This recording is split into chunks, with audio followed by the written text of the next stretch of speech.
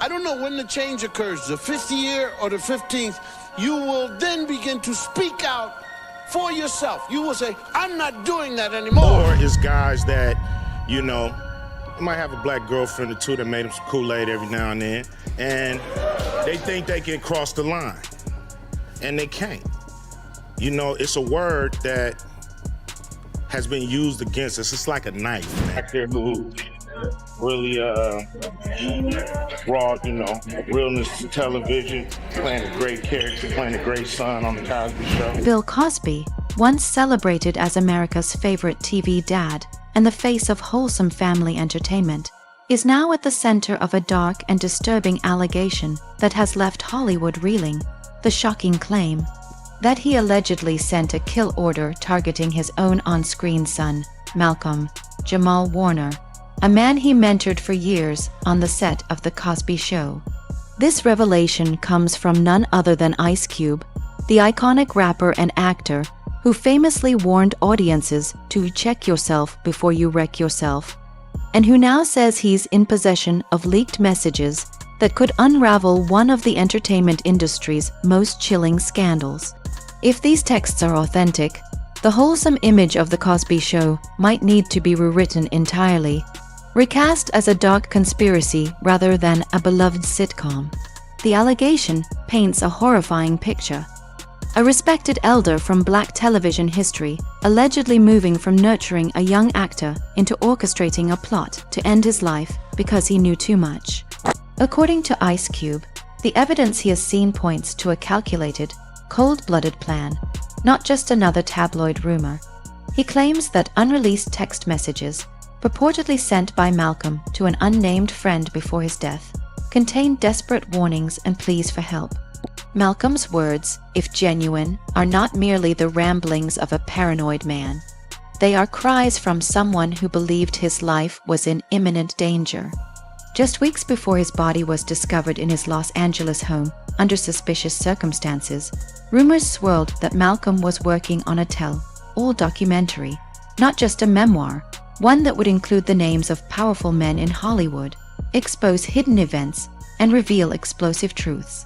These were people he had once trusted, men who had the ability to make or destroy careers, and who, if whispers are true, wanted him silenced before his work saw the light of day. In the days leading up to his death, his behavior reportedly shifted. He became withdrawn, paranoid, and disconnected from his usual friends. Ice Cube recounts hearing from a mutual contact that Malcolm confided, "They're watching me," and insisted that if anything happened to him, it would not be an accident.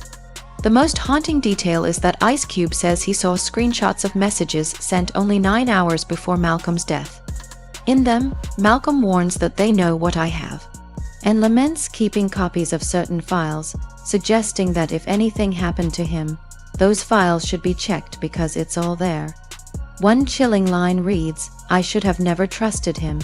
He was the last person I expected to betray me."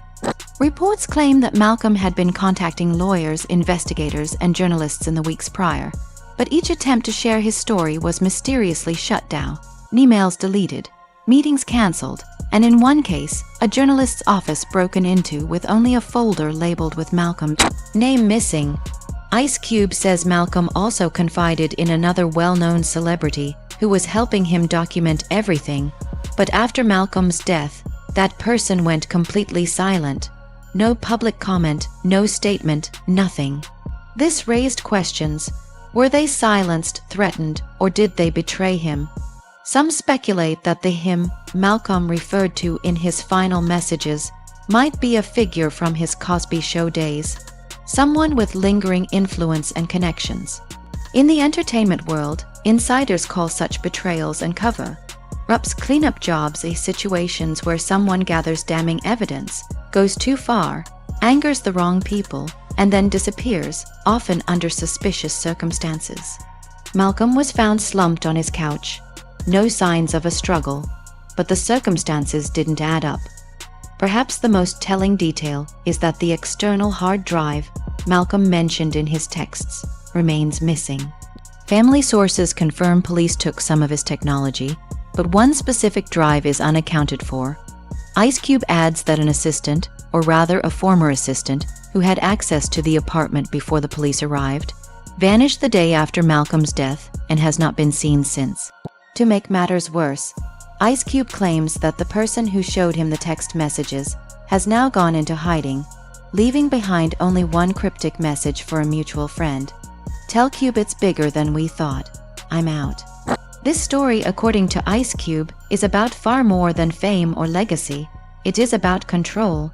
Malcolm, he insists, had information certain powerful individuals could not allow to be revealed, and whatever was stored on that missing drive was enough to cost him his life. Ice Cube remains defiant, vowing that he doesn't care how big they are, and that the world needs to know if they had anything to do with Malcolm's death. He urges the public to consider how many other artists and actors have died under suspicious circumstances while working on projects that threaten to expose too much. How many so-called overdoses and accidents were just convenient endings? Malcolm, Ice Cube suggests, might not be the first victim of such a silencing.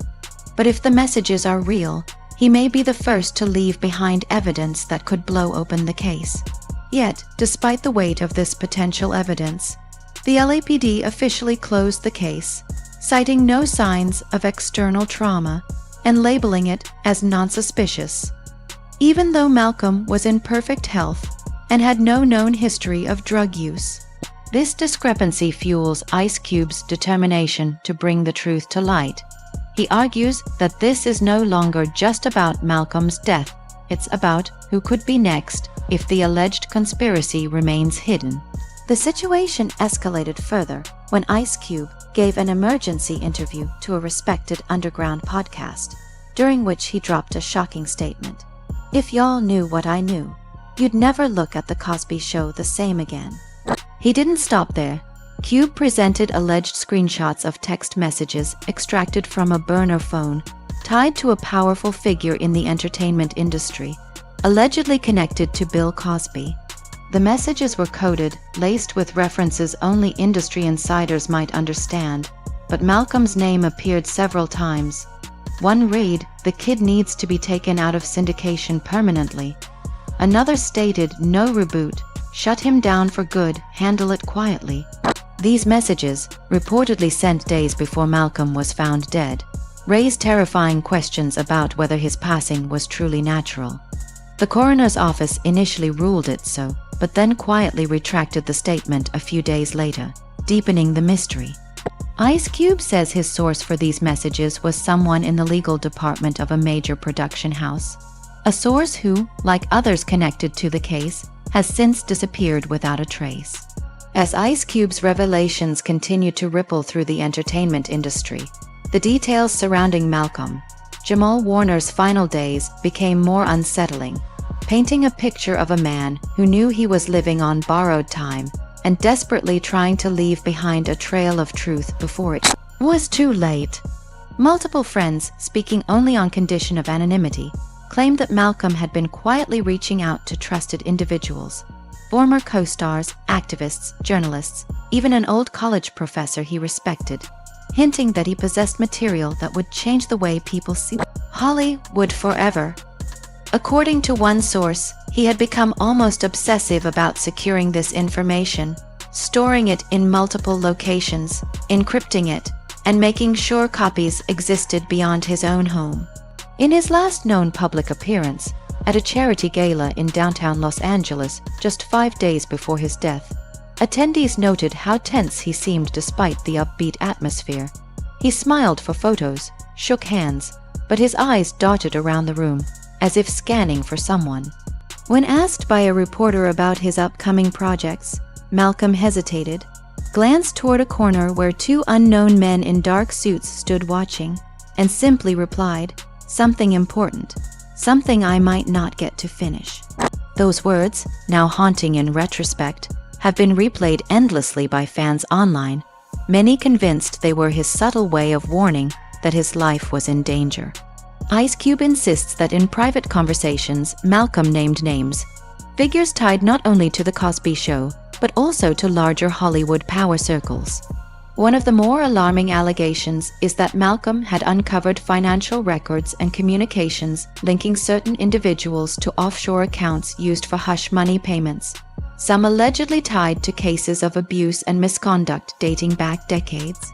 In the days before his death, Malcolm reportedly tried to arrange a meeting with an investigative documentary filmmaker known for taking on high-risk stories.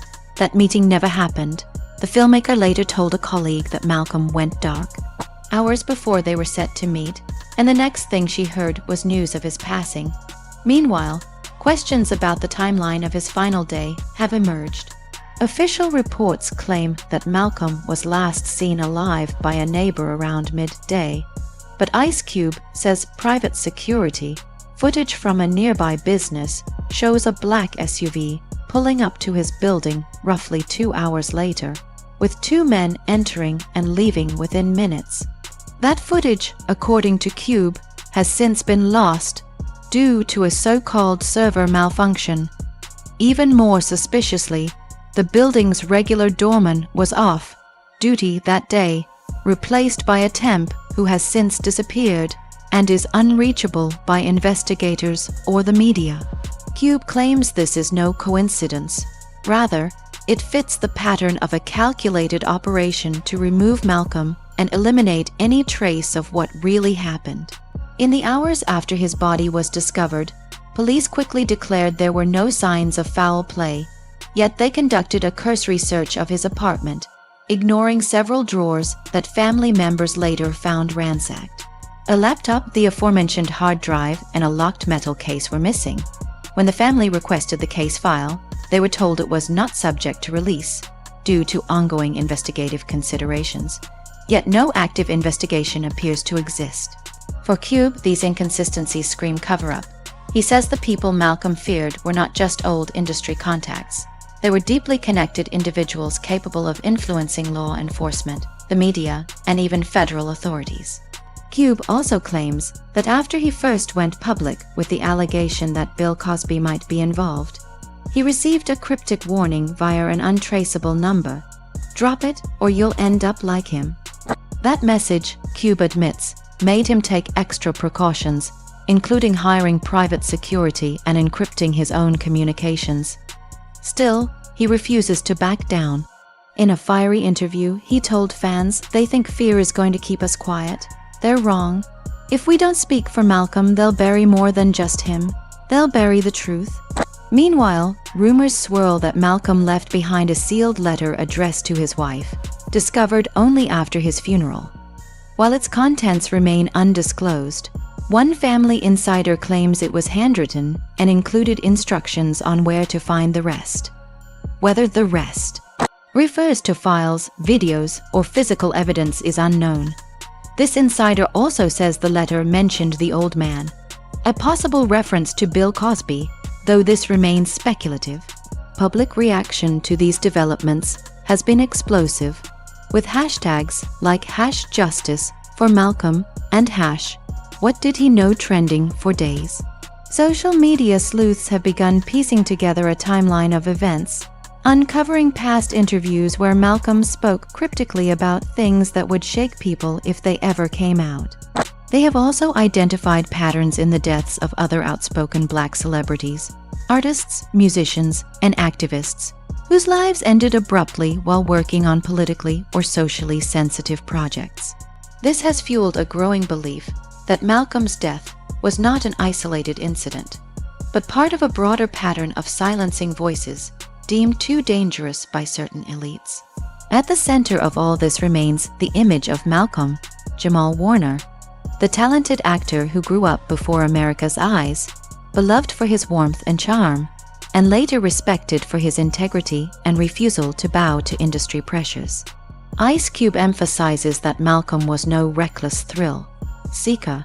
He was meticulous, deliberate, and deeply private. If he believed he was in danger, Cube says there was a good reason. He also points to the fact that Malcolm's closest circle has remained unusually quiet, even as the public demands answers.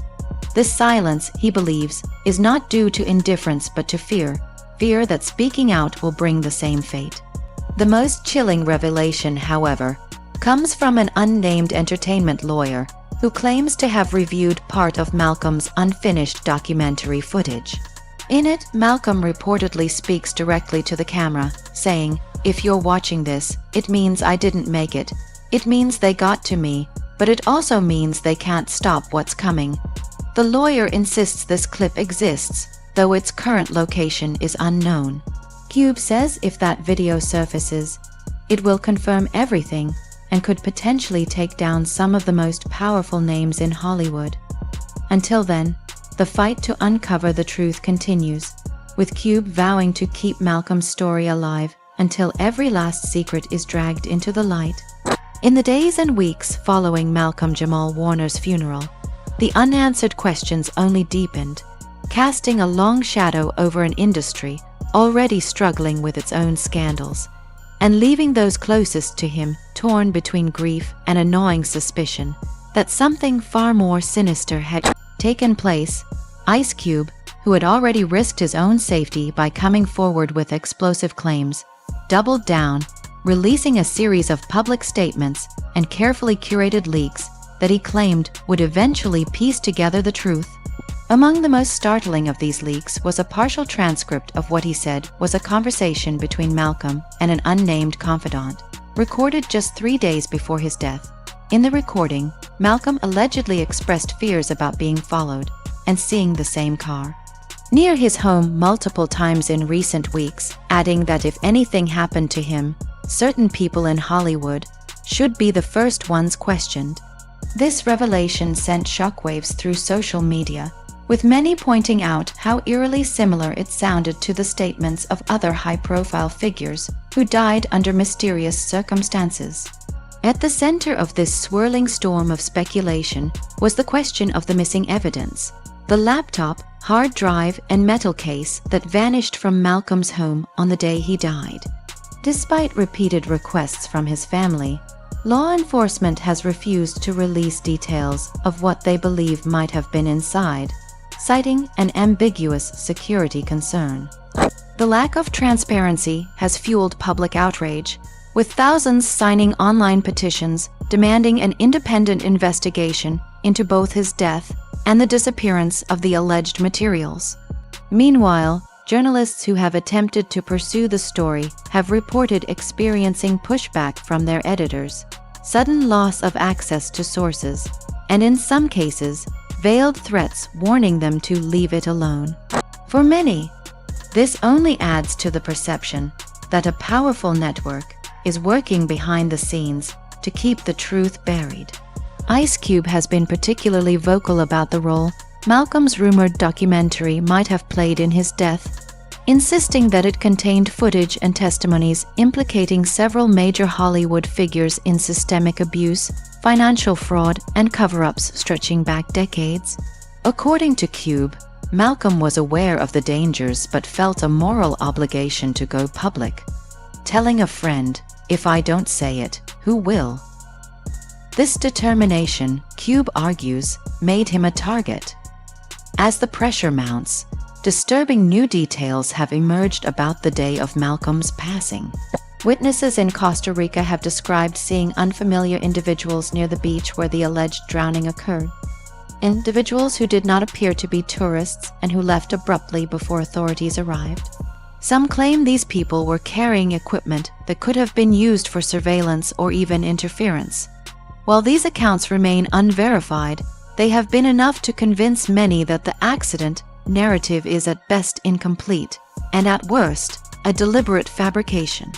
Adding another layer of intrigue, a former production assistant who worked with Malcolm on a recent set came forward anonymously, claiming that Malcolm had confided in her about knowing too much regarding the fates of other celebrities, hinting at a pattern of silencing. He reportedly told her, "It's all connected. You think these are random tragedies, they're not." Though skeptics dismiss this as conspiracy theorizing, the accumulation of circumstantial evidence has made it increasingly difficult to ignore. The media, for the most part, has remained divided. Mainstream outlets tend to stick to the official story, while independent journalists and online investigators dig deeper, often uncovering new inconsistencies. One of the more chilling developments came when a private investigator hired by a family friend claimed to have located what might be one of Malcolm's missing backup drives in an undisclosed location outside the United States.